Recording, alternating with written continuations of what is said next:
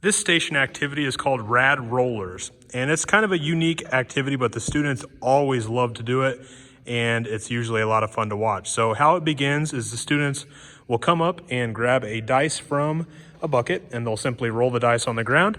Whatever number it lands on, they have to come over here and pick the corresponding card with that number. So if you roll a 4, the student would pick the 4, they'd turn it over, and they would have to do that exercise.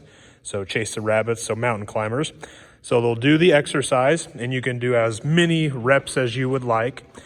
Once they finish the exercise, they earn 1 roll. So here's the other roller part of the game. They'll grab whatever color ball that they want. They'll come up to this ramp, and I like to use a table, just a regular fold-out table. It's slanted, kind of like a ramp.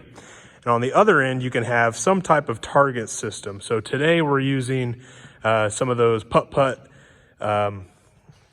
rings or cups, whatever you want to call them. It provides a nice little flat target. So after the student performs their exercise card, they get 1 roll, and they can simply roll the ball down the ramp and hopefully score in one of those rings. So it looks like I made it in the blue ring. Now you can match the colors. You don't have to. You can assign points for different rings, but that is up to you and your class. So again, Rad Rollers, it's a fun little unique activity with a little bit of exercise and then a little bit of kind of like a carnival style game. Hope you enjoy it.